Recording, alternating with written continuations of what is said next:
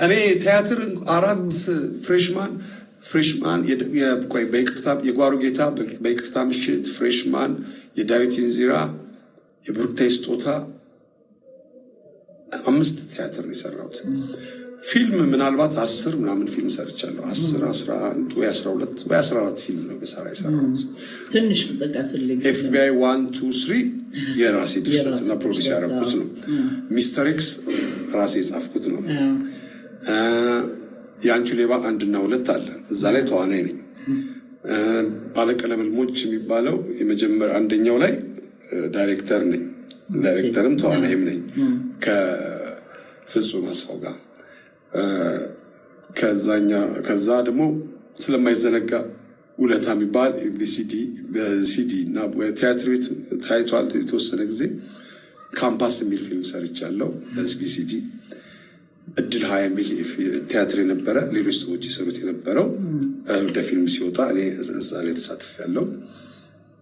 በጣም ጥቂት ናቸው የሰራኋቸው፣ ግን ሰዎች ጥቂት ናቸው። ከዚህ በላይ ምን ታረገ?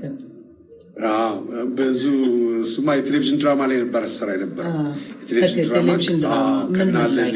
አለልኝና ጥላሁን አፍሪካና ዘውገ ፕሮሞሽን ላይ ብዙ ድርሰቶችና እዛ እድል ተሰጥቶኝ ጽፌያለሁ፣ አዘጋጅቻለሁ የቴሌቪዥን ድራማ እና ከፊልም በፊት የቴሌቪዥን ድራማ ነበር የምሰራ የነበረው።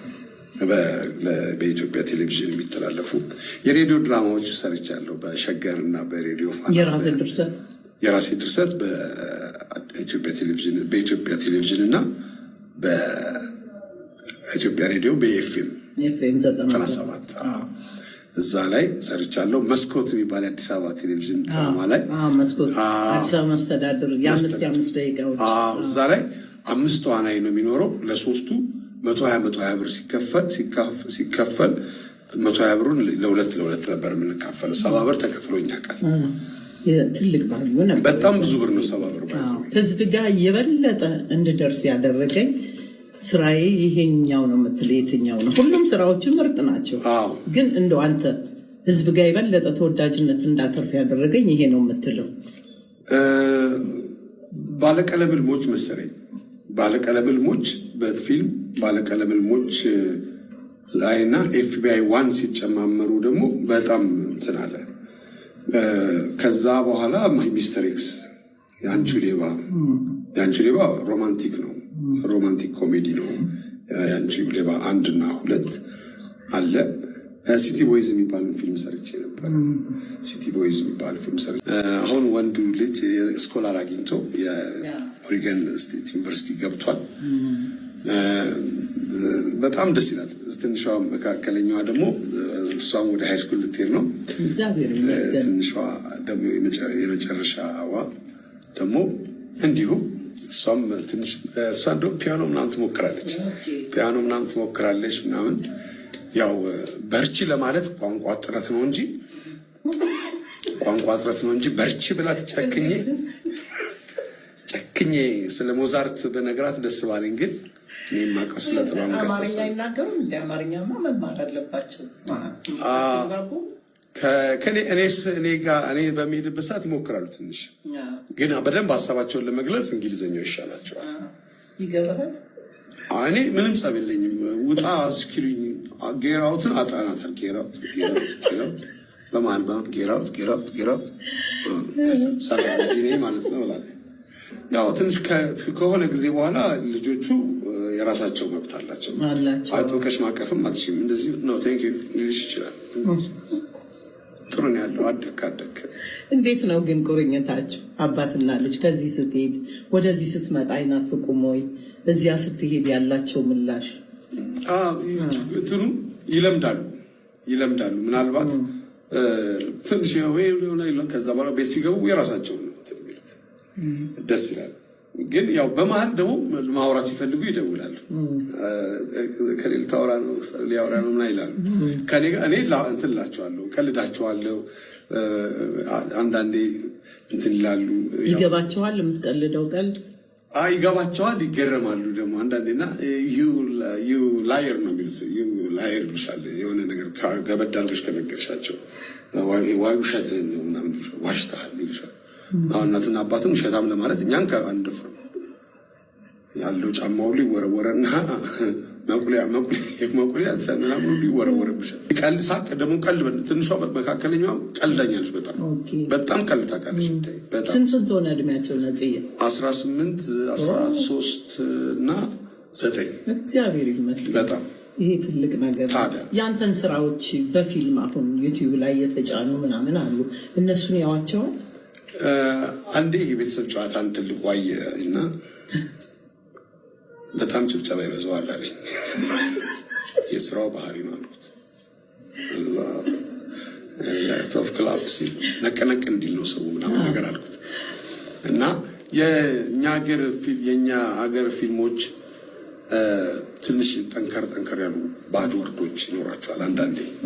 እሱን ለማድረግ አማርኛ ፊልም ሲያዩ ጥንቃቄ እንዲያደርጉ እኔ እና ስለዚህ በሀያዩ ይመርጣሉ። የራሴንም ፊልሞች ቢሆን በሀያዩ እኛ አሳቀልን ብለን የምናደርጋቸው ነገሮች ለእነሱ ዊርድ ሊሆንባቸው ይችላል።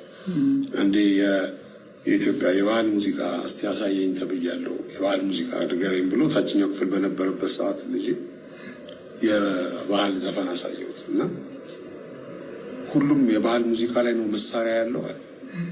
እንዴት የፍቅር ዘፈን ላይ የፍቅር ዘፈን ነው አለኝ። አዎ የፍቅር ዘፈን ነው እና ታዲያ መሳሪያው ምን ይሰራል አለኝ። ተኩስ አለው። ተኩስ የባህል ሙዚቃዎች ተኩስ አላቸው። አሁንም ድረስ ጠመንጃ አላቸው፣ ጎራዴ ምናምን አላቸው እና የባህል ሙዚቃዎቹ ትንሽ ጥንቃቄ ያስፈልጋቸዋል ማለት ነው። ለሚያያቸው ሰው የእድሜ ገደብ ሊኖርባቸው ይችላል ማለት ነው እና እሱን ስለምፈራ ብዙም እንትን አልላቸውም፣ አልጫናቸውም። መዝሙር ይሻላል። መዝሙር ያዳምጣሉ። የይልማን መዝሙር አሁን በጣም ነው የሚወዱት። የይልማን መዝሙር በጣም ይወዱት። ምን የምትለው? ያዕቆብ ከቤርሳቤ ወደ ካራን ሲወርድ የሚለውን በእንግሊዝኛ ይሉታል። ልጁ የይልማ ልጅ በእንግሊዝኛ ሰጥሟል ሙሉ እና በአማርኛ አሰማቸዋለሁ እና ሚኒንጉን ምናምን በተወሰነ መልኩ መንገድም ላይ ነፂ እንጀምር የሚሉ ሰዎች አሉ። እችን እንኳን ይዘው ማለት ነው ሁላችሁም ትመጣላችሁ ሲላና ስቀልድ ይመስለዋል። እኔ የወሬ ልጅ ነኝ ስል እና ሰው ማለት ዝም ብዬ ለማለት ይመስለዋል። ግን እኔ የወሬ ልጅ ነኝ። እናትና አባቴ ልክ እኔ ስራ ስጀምር አካባቢ ነው በህይወት ያለፉት የሞቱት እና እኔ ቀጥታ እግዚአብሔር እጅ ላይ ነው የወደቁት። እግዚአብሔር እኔን በሳቅ እና በደስታ ለሰዎችም እንድተርፍ አድርጎ ስሙም እንዲጠራ ሆኜ ነፂ በጣም ነው የምንወድ ስል እኔ እግዚአብሔር ይስጥልኝ እላለሁ። በዚህ የእግዚአብሔር ስም እንዲጠራ የሆነ ይመስለኛል እና የእውነት እግዚአብሔር ለእኔ ትልቅ ነገር አድርጎልኛል። ትንሽ በቴሌቪዥን ወይም በቲክቶክ ስትመጪ ታዋቂ ትሆኛለሽ። በዛኛው ቦታ ግን የነበረሽን ስራ ማንም ሰው ላያውቅልሽ ይችላል እና እንደዛ ነው። አሁን ዩቲዩብን እና ቲክቶክን የሞሉት ሰዎች ትንሽ ባክግራውንድ ያላቸው ሰዎች ናቸው። ወይ ለስልካቸው ለነሱ ባክግራውንድ አለ ወይ ደግሞ ትንሽ ባክግራውንድ አላቸው እኮ ነፂ። ይሄንን እነዚህን ሁሉ ስራዎችህን ለማሰባሰብ ነፃነት ወርቅነህ አሁን በአሁኑ ሰዓት የምትታወቀው ያው በቤተሰብ ጨዋታ ላይ ነው። እነዚህን ነገሮች ሁሉ አሰባስበህ ለተመልካች ተደራሽ የምታደርግበት ያሰብከው ነገር የለም? የኤፍቢአይ ዋንን እና ሚስተር ኤክስን ለማሳተም ፈልጋለሁ። ኤፍቢአይ እስከ 3 ያለውን 4ኛውን አሁን ልጽራ ስለሆነ 4ኛውንም ጨምሬ በመጽሐፍ ቢሆን ከነው የሚቆራረጥ ነገር አለ። አንድ ሰዓት ከ45 መሆን ስላለበት ፊልም አንድ ሰዓት ከ45 ነው የሚሆነው። የ40 ደቂቃ ወይ ምናምን ይቀርብ እና እነዛን ስክሪፕቶች እንትን ማለት እንደገና ደግሞ የፊልሞቹንም ደግሞ በደንብ ከነ እንትናቸው የሆነ በአንድ ዲቪዲ ወይ በአንድ ብዙ ነገር ሊይዝ በሚችል ነገር ለማድረግ ሞክራ አስባለሁ። ግን አላለቀም ሀሳቡ። እነዚህ እንግዲህ የምትታወቀው በደራሲነት፣ በተዋናይነት፣ በአዘጋጅነት ነው። አሁን ደግሞ ያንን ሁሉ ትተህ ወደ ቲቪ ሾው አቅራቢነት ብዙ ኦዲየንስ የሚያውቅህ በዚያ ነው። ምንድነው የሚሰማህ ነገር ላንተ? በዚሁ ነው የምትቀጥልበት? እንዴት ነው የቤተሰብ ጨዋታ? ደስ ይላል በጣም በጣም ደስ ይላል። ወጣቶችም ትልልቆችንም እንደዚህ እዚያ ላይ ያለህንም ገጠመኝ ያለውን ነገር ትንሽ ግለጽልኝ። ሁሉም ሰው ይሳተፍበታል። ቤት ውስጥ ያለውም ሰው ይሳተፍበታል። መንገድም ላይ ነፂ እንጀምር የሚሉ ሰዎች አሉ። እችን እንኳን ይዘው ማለት ነው ሁላችሁም ትመጣላችሁ ሲል አሁን ባለፈው አንድ ጓደኛ ሽምግልና ሄጄ ነበርና በጣም ትልቅ ሰው ናቸው። ቢያንስ 70 ዓመት ያልፋቸዋል ሰውዬው። ሁላችሁም ትመጣላችሁ ሲሉ በጣም ገረም። ሁላችሁም ትመጣላችሁ እዚህ ለመምጣት የሚያስፈልገው መሳቅ መቻል ብቻ ነው በልልኝ እስቲ ያሉ እርሱ የተሻለው ብለውታል አልኳቸው። እንደውም እንግዲህ እዚህ ድረስ እንትን ይላል እና ያንን ነገር ማስቀጠል ቀላል አይደለም። ሁልጊዜ ጥሩ ስሜት እንዲኖር ማድረግ የሚመጡት ቤተሰቦች የተለያዩ ቤተሰቦች ናቸው። እነሱን ሳያስከፉ ማናገር ቀላል ነገር አይደለም። ያ የእግዚአብሔር ክብር ነው በእውነት። እግዚአብሔር እንደ ስቀልድ ይመስለዋል። እኔ የወሬ ልጅ ነኝ ስል እና ሰው ማለት ዝም ብዬ ለማለት ይመስለዋል። ግን እኔ የወሬ ልጅ ነኝ። እናትና አባቴ ልክ እኔ ስራ ስጀምር አካባቢ ነው በህይወት ያለፉት የሞቱት እና እኔ ቀጥታ እግዚአብሔር እጅ ላይ ነው የወደቅኩት። እግዚአብሔር እኔን በሳቅ እና በደስታ ለሰዎችም እንድተርፍ አድርጎ ስሙም እንዲጠራ ሆኜ ነፂ በጣም ነው የምንወደው ስል እኔ እግዚአብሔር ይስጥልኝ እላለሁ። በዚህ የእግዚአብሔር ስም እንዲጠራ የሆነ ይመስለኛል እና የእውነት እግዚአብሔር ለእኔ ትልቅ ነገር አድርጎልኛል። ቀልድና ጨዋታ በጣም የገነነ ነው የምትታወቀው። ከምንም በላይ በጓደኞችም በተለያዩ ሰዎች ላይ በቀልድና ጨዋታ ነው። የቤተሰብን አስተዳደግ ስናስብ በጣም ኮስተር ብለው ለምንድነው በዚህ መስመር የሄድከው ምናምን እያሉ እናትም አባትም ይታገሉህ ነበር። ግን ያ ሁሉ ቀልድና ጨዋታ ሁሉን ነገር ያንን ሁሉ ትግል አልፈህ ዛሬ ላይ መድረሱ ምንድነው ምክንያቱ? እንትን እኔ ደቻሳ የሚባለው ጓደኛዬ ታውቂዋለሽ? እኔ ምን ይላል መሰለሽ የሰውን ምክንያት ማክበር ነው ይላል። ሰው መሆን የሰውን ምክንያት ማክበር ነው ይላል።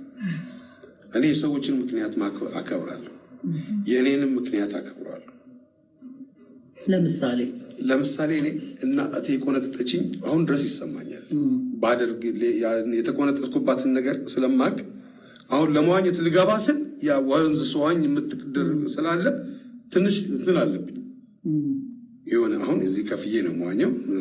ላይፍ ሴቨር አለ፣ ወንዝ አይደለም፣ ጠራራ ፀሐይ አይደለም፣ ሎሽን እቀባለሁ ምናምን ብዬ አስባለሁ።